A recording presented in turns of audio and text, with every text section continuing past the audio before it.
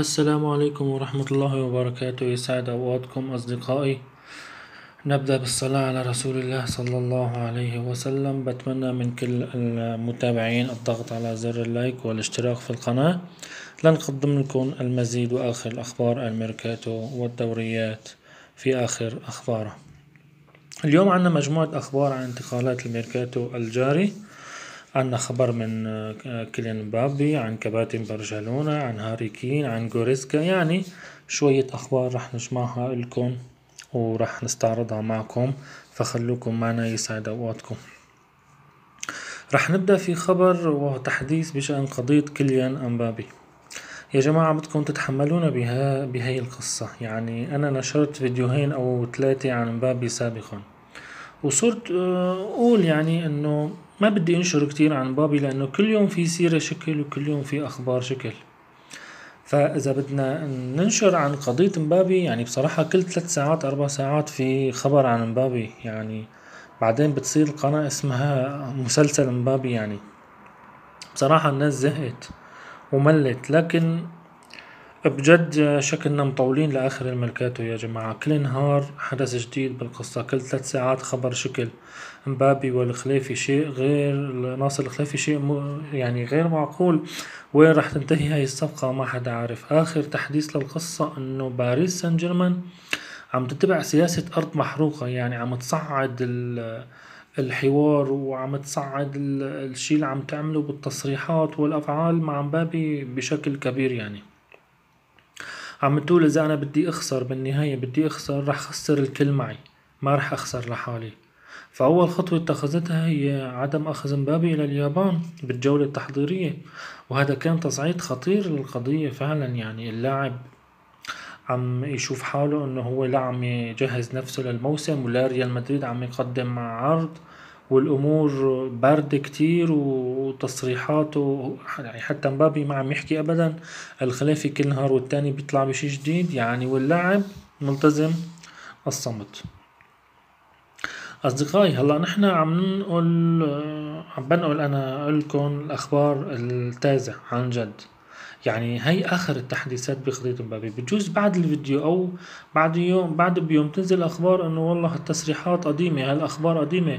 يا اخوتي والله كل 3 ساعات 4 ساعات في خبر جديد عن مبابي. ما بنعرف بصراحة يعني. بدنا نرجع نشوف اخبار جديدة، مواقع جديدة شو عم تنزل، الصحف العالمية شو عم تنزل، بنفهم الموضوع، بنحلل الخبر ونرجع بننزلكم اخر التحديثات لحتى نعرف شو نحكي، لانه كل شوي والتاني عم يصير تحديث بهالقصة هي. فرجاء لا تنسونا من الدعم اصدقائي باللايك واشتراك بالقناة. هلا مثل ما قلنا لكم باريس سان جيرمان وناصر الخليفي بالايام السابقة صعدوا كتير التصريحات، وناصر الخليفي يعني عم يتبع خطة، او بالاحرى ادارة باريس سان جيرمان كلها عم تتبع خطة الان. وبحسب صحفي من سكاي سبورت، ووحدة من اهم مصادر المعلومات في مجال الرياضة، عم يقول هذا الصحفي انه ادارة باريس حاليا بتفتح مزاد على كيليان مبابي، وعم ترسل لمحيط اللاعب وعائلته انه انا رح بيعك. وهذا الكلام طبعا بصراحة متوقع. يعني هي تعتبر تصعيد من درجة كبيرة. يعني عم تقول للاعب انه انا هيك بدي بيعك وعم افتح مزاد عليك. يعني اي نادي رح يجي يقول لي والله إعارة والله بيع والله لاعبين مقابل لاعب، رح تسمع لكل العروض، ما عنده مشكلة أبدا أنه تسمع العروض. وهذا الشيء عم يوتر اللاعب، يعني عم يوتر اللاعب وعم يوتر الإدارة وعم يوتر الجو العام كله، حتى عم يوتر ريال مدريد كمان بصراحة. هلا عم يقول الصحفي انه باريس سان جيرمان عم يستعمل هي ورقة الضغط ضد مبابي، وعم يقول انه راح يستقبل جميع العروض، يعني عم يتوجه له بشكل مباشر. هلا عم نفهم انه باريس سان جيرمان بهذا الشي عم يجر مبابي الى معركة علنية واعلامية. مين راح يكسب بالآخر هو طبعا هو صاحب النفس الطويل اللي راح يكسب بالآخر. هلا هون نذكر انه الخيار بالاخير بيد اللاعب، يعني حتى لو تفاوض باريس مع ايا كان النادي، بالاخير اللاعب هو اللي بده يوافق، هو اللي بده يوقع العقد. اذا ما وافق اللاعب بالاخير ما حيصير شيء، وهي الاكبر ورقة بيد امبابي، وهي اضعف ورقة بيد باريس سان جيرمان. يعني في بباريس اوراق قوية اوراق ضعيفة، نفس الشيء مبابي كمان. إذا هو بعقلية محترفة ما بيرضى إنه يقعد موسم كامل على الدكة، فهون رح يصير كتير شغلات يمكن لآخر الميركاتو ما بنعرف كيف رح تنتهي. هلأ باريس عم يوتر اللاعب وعم يوتر محيط اللاعب، ومثل ما قلنا عم يوتر ريال مدريد كمان. هلأ ناصر الخليفي يرى انه الريال عم يتباطأ كتير في الموضوع، بارد ويؤجل، بارد ويؤجل. ليش؟ بارد رح يشوف كيف رح تنتهي الخلاف بين باريس ومبابي، وعم يقلك كل ما مر الوقت كل ما مضى الوقت انا بقدم عرض في اخر 10 او 15 يوم من الميركاتو، بحط المبلغ اللي بدي اياه، وبريد يوافق باريس سان جيرمان، بريد ما يوافق انا الاسبوع اللي بعده باخده مجانا. وين المشكلة؟ فناصر الخليفي منتبه على هالشغلة هي. هلا هون ناصر الخليفي عم يشوف انه خطة ريال مدريد واضحة، رح يخفض فاتورة الصفقة. هاي مغزى القصة كله. ريال مدريد من جهته نحن كنا كلياتنا وانا حاسس انه هو متردد بالصفقة. ليش متردد بالصفقة؟ لانه بيحس انه مبابي عطول متقلب. امبابي قبل بسنة وقبل بسنتين موجه ضربة كبيرة لريال مدريد، متفق معهم شفهيا ومتفق وكل شي، وراح اجي لعندكم، وحلمي اللعب بريال، وحلمي ما بعرف شو، راح جدد مع باريس سان جيرمان. يعني القصة مشعلبة كتير. على باريس سان جيرمان وحسب تقارير تواصل مع عدة أندية، تواصل مع توتنهام، تواصل مع انتر ميلان، تواصل مع البايرن، تواصل مع 5 أندية إنجليزية على الأقل من الدوري الإنجليزي. وهون طبعا تواصل معهم انه عم يعرض عليهم مبابي، طبعا بشروطه بطلباته يعني. هلا الأندية بتستمع وبتشوف. وهون رح ندخل على قضية برشلونة مع مبابي.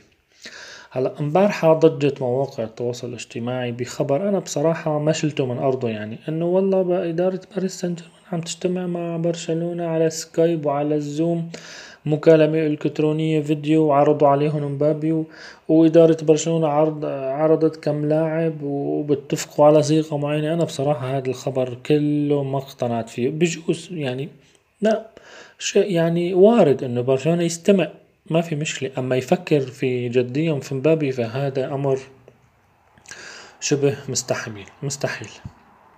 برشلونة من جهته يعني بيقول انا بفوت بس ما بشوف شو الوضع وين المشكلة. بجوز باريس يقدم تسهيلات كبيرة وتمشي الصفقة، خاصة انه الخلاف بين مبابي وباريس سان جيرمان كبير، وبجوز يقدم لي شي باريس سان جيرمان ما كنت احلم فيه انا، نكاية بمبابي وبريال.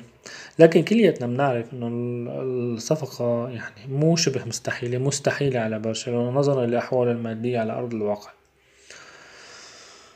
في عدم تسجيل اللاعبين، راتب مبابي الضخم، يعني هذا شيء لا يتحمله برشلونة في الوقت الحالي. يا جماعة لو قدم برشلونة يعني كم لاعب كبار، يعني 3 لو قدم ديونج وكوندي وجافي، يعني فرضنا لو قدم برشلونة هدول اللاعبين وزائد مبلغ 30-40 مليون يورو وجا مبابي، يا جماعة مبابي راتبه 50 مليون يورو، 50 مليون يورو. يعني إدارة برشلونة عم تنام وتفيق وتصحى وبدها تفاوض ديونج على تخفيض راتبه لأنه هو 18 مليون يورو. يا جماعة 50 مليون يورو راتب مبابي، وين حيجي على برشلونة؟ وين؟ هلا الخبر القنبلة يلي تفاجأنا فيه، وبصراحة هذا الخبر يعني ما كتير تداولته مواقع التواصل الاجتماعي، انه باريس مستعد للتخلي عن مبابي ولو حتى بصفقة إعارة. ركزوا معي، صفقة إعارة. هلا هذا الشيء مختلف كليا عن اللي كنا نسمعه. أول شيء كنا عم نسمع 300 مليون و400 مليون و250 مليون ومكافأة عقد ومكافأة ولاء وحباشاته.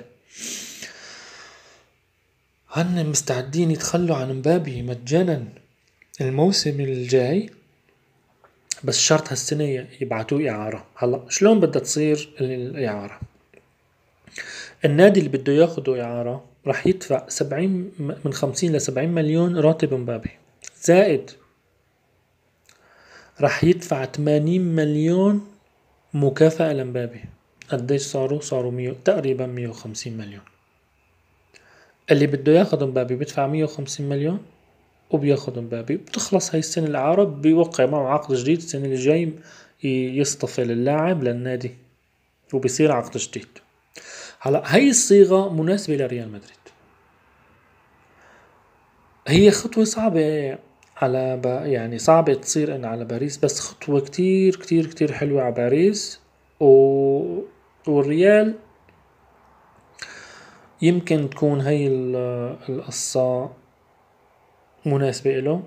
بيدفع 150 هاي السنة وبلعب معهم مبابي السنة كاملة إعارة، بيخلص العقد مع باريس سان جيرمان، بيقعد بيريز ومبابي بيتفقوا على عقد جديد وراتب جديد وخلصت القصة. بيخلصوا من معمكة العقد وشو اسمها هي مكافأة العقد ومكافأة، هدول كلهم بيخلصوا، بيقعدوا صفحة بيضاء السنة اللي بعدها بيتفقوا على الراتب، صلى الله على المرسلين. هلا هون آخر شي بحبة الكرز، آخر شي وآخر تحديث عن طريق مجلة ليكيب الفرنسية، دخل الهلال السعودي على الخط. يا إلهي وما أدراك على الدخل هاي. مبدئيا 300 مليون يورو لباريس سان جيرمان لفسخ العقد. بس تعا باريس سان جيرمان، تعا يا ناصر الخليفي، هي 300 مليون تفضل. 700 مليون يورو لكيليان مبابي. 700 مليون يورو للعب معه موسم واحد. تخيلوا يا جماعة، 700 مليون يورو يعني بتكلف الصفقة قليلا مليار، شغلة مليار يعني شغلة فاضية. يعني عرض مرعب، عرض مرعب. وما حدا يقول لي ولا حدا يقنعني انه مبابي ما حيفكر فيه. يعني اللي بده يجي يقول لي والله مبابي ما بفكر بالعقد، بقول له انت ما بتعرف شيء عن مبابي ابدا ابدا. رح نشوف بالايام اللي جاي شو رح يصير. هلا سكاي سبورت بتقول خبر من عندها، بتقول انه مبابي يدرس العرض جديا. يا جماعة عرض ما بيرتفض، عرض ما بيرتفض. يعني مبابي لم يغلق الباب، ما قال انا فورا انا ما بدي العب بالسعودية. اما باريس فالموافقة أتت سريعا، ما احلاها من صفقة على باريس سان جيرمان، لانه هذا بيعتبر انتصار له ومشيت كلمته.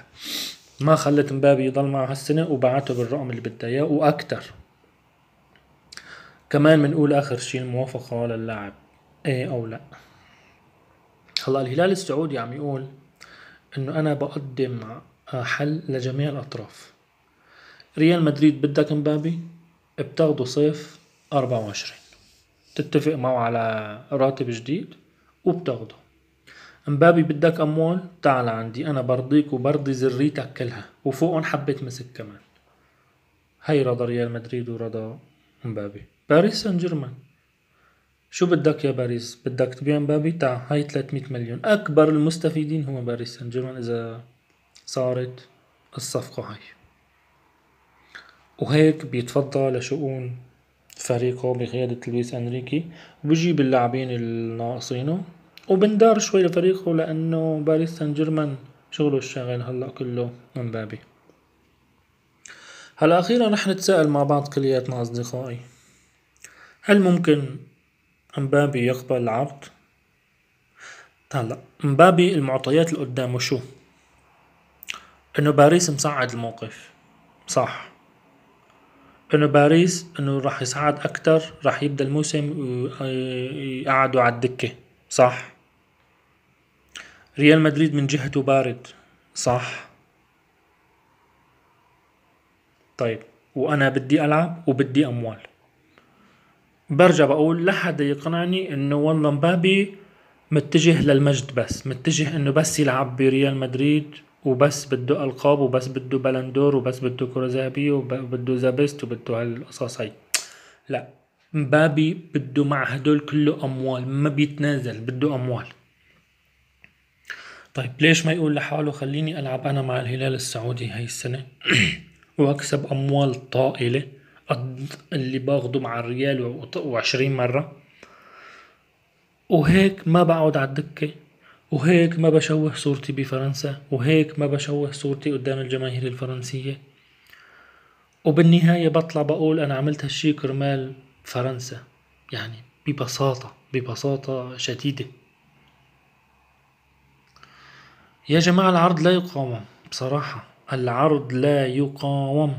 رح نشوف بالايام اللي جاي من تحولات بالقصة، ونرجع نوافيكم فيها اول باول. طولنا عليكم، بس يعني هاي اخر التحديثات على مسلسل المكسيكي امبابي. رح ننتقل سريعا الى اخر اخبار الميركاتو. في عنا كم خبر رح نستعرضهم معكم على السريع. رح نبدأ مع نادي انتر ميلان اللي بتعاقد مع الاكوادوري جواردادو.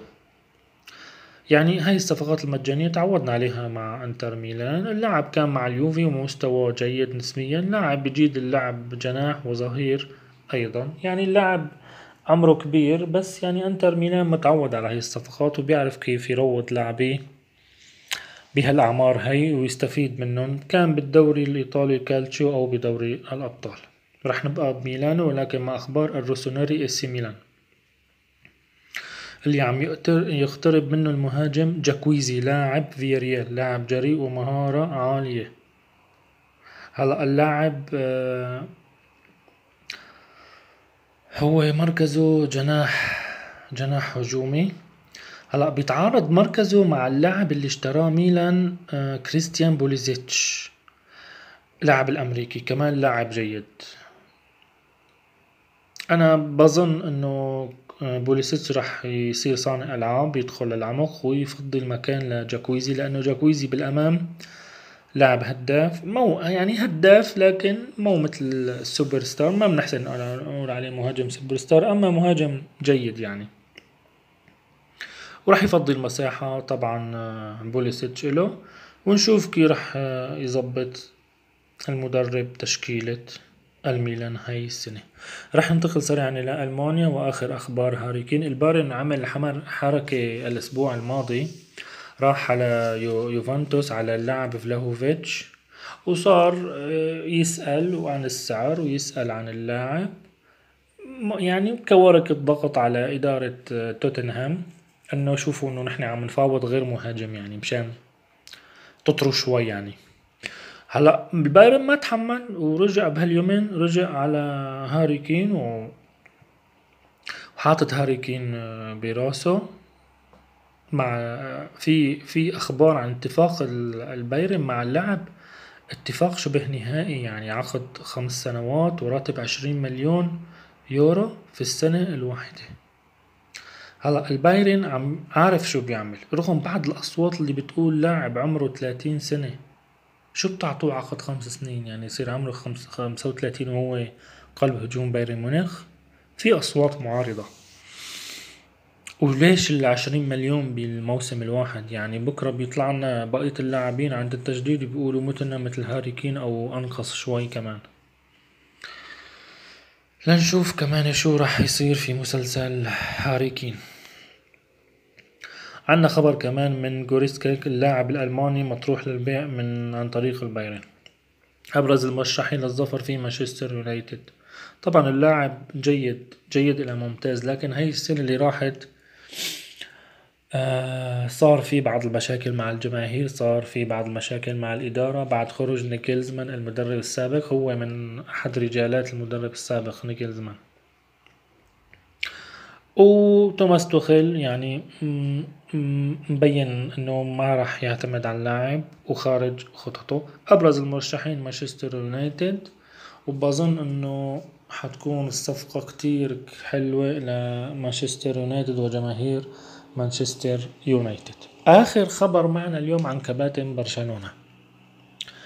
يا جماعة قصة كباتن برشلونة، يعني الجمهور الكتالوني على قد ما كان مبسوط بجوندوغان ومبسوط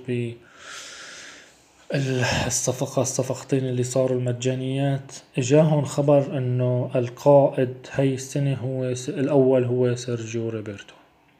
يعني عم يتساءل جمهور برشلونة، انتو عشو عم تعطوا سيرجيو روبرتو الكابتن الاول في برشلونة؟ هو راح يقضي الموسم على الدكة، اكيد القائد الثاني هيكون تير شتيجن، هو اللي حيكون قائد في الملعب.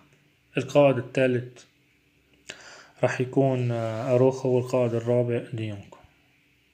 طبعا جماهير برشلونة مستاءة من الموضوع، لان يعني بس بعدين مبينة القصة، مبينة يعني لاعب كتالوني، لاعب اسباني، لاعب كتالوني، ما بدهم متمسكين بهالامور هي. لسه على نادي برشلونة متمسكين بهالامر هذا، انه والله كتالوني اسباني بنعطيه الافضلية. يا جماعة هذا تصور برشلونة راح ياخد الدوري، يجي سيرجيو روبرتو يرفع الكأس. ايه والله جماهير برشلونة راح تكره الكأس من ايدين سيرجيو روبرتو. ما بعرف يعني، امر غريب. عشو عم تعطوه؟ على قيادته ولا على خبرته، ولا انه بس كتالوني؟ هيك بس كتالوني بتعطوه القائد الاول؟ والله يعني عن جد يعني عيب عيب هذا الشيء. سيرجيو روبرتو قائد تصوروا بكرة مباراة بدور الابطال، بدور النصف النهائي، ونازل بكون اللاعب كوندي مصاب ظهير الايمن، يدخل بداله سيرجيو روبرتو.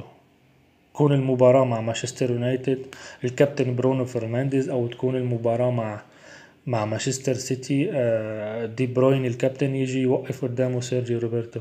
شو عم تعمل هون انت؟ ببوس ايدك، والله مو الحق عليك، الحق على والغريب انه تشافي ما تدخل. يعني هلا الادارة بدها هيك، طب تشافي تدخل؟